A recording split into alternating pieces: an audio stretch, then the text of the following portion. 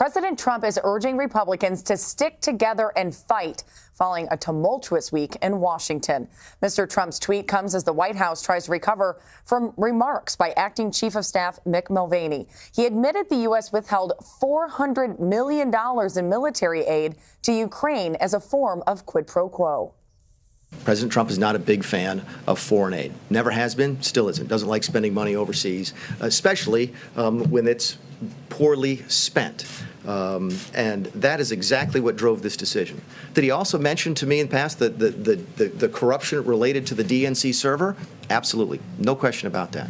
But that's it. And that's why we held up the money. And I have news for everybody. Get over it. There's going to be political influence in foreign policy. Still surprising to hear. For more on this, CBS News White House correspondent Weijia Jiang joins me now. And Weijia, what's the response been from the White House and President Trump on these comments? You know, President Trump was asked very directly yesterday to clarify those comments from his acting chief of staff. And his response was, I believe he already clarified it. And then he quickly changed the subject. And Mulvaney did issue a statement saying that his words were misconstrued and that there was absolutely no quid pro quo. But we just heard him. You can't say that the words were misconstrued when his words could not have been more clear. That's saying, what came out of his mouth. This is exactly why we held up the money. And by the way, he didn't just say it, he was defiant about it, saying, get over it, it's no big deal. So now he's trying to walk it back. But I can tell you that other sources in the White House were pretty disturbed that he came out here at all, because they were really aware that he was exposing himself and being vulnerable to many questions about Ukraine. And he could have made a misstep like this that is now costing the president, because he has to sort of try to clean up this mess, as well as Republicans on Capitol Hill. You know, they have stood by the president for the most part, because they said, if you look at the call transcript, there was no quid pro quo. But now Mulvaney has just contradicted that, so it's really hard to continue using that defense, even though he's trying to say, I didn't mean it. Yeah, it's interesting. President Trump also pushing back, as you know, Weijia, against criticism of his decision to pull U.S. troops out of Syria. There's even been response from his own party. What are we hearing?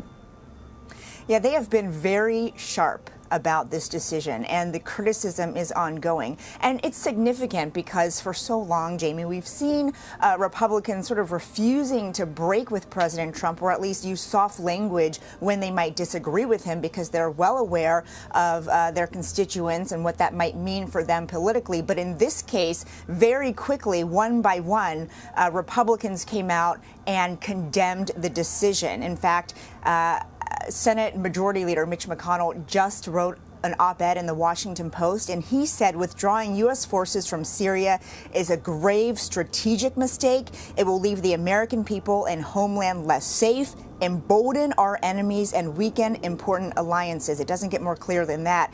Another Trump ally, Senator Lindsey Graham, said this is the biggest mistake of the Trump presidency. But as expected, the president is not backing down. He is saying this is absolutely the right decision. He points to the current very short ceasefire happening right now and says, you know, this is not our fight to fight. And so he clearly, regardless of all the pushback he's getting, is not going to change his mind. Well, he is about to be in the middle of a re-election campaign, so we'll see as more Republican leaders speak out how this ends up turning out, or if he changes his mind on that. But the president has also claimed some European nations have agreed to take ISIS prisoners detained by Kurdish fighters. Is this true? And have we seen other countries say this? That's a great question, because so far, no. The other countries have not made announcements and have not said that formally, that they were actually going to take these fighters in. And it matters because this is exactly why there is so much concern about the president abandoning the Kurdish fighters to fend for themselves as the Turkish military moves in, because now they're dealing with this new incursion as they were watching over and detaining ISIS fighters. And so immediately, you know, Republicans, Democrats were all sounding the alarm, saying that, you know, if the Kurdish fighters are not there to watch and capture and keep their watch over these fighters, then there could be a resurgence of ISIS. And that's why, they were really trying to convince the president not to go through with this. As far as who is going to handle these fighters, so far, those European countries have not come out and said, bring them over here. Yeah, nobody's raising their hand at that one. Before I let you go, President Trump announced Friday he's going to nominate Dan Brulette to take over as energy secretary when Rick Perry leaves at the end of the year. What do we know about him? We know that he's been the #2 in the Energy Department since 2017, and he has a lot of experience in the private sector as well as the energy sector. He was the senior vice president and head of public policy for USAA. He was also a vice president at Ford Motor Company, but then in Washington, he has worked as chief of staff to the House Energy and Commerce Committee, as well as the assistant secretary for congressional and intergovernmental affairs in the George W. Bush administration.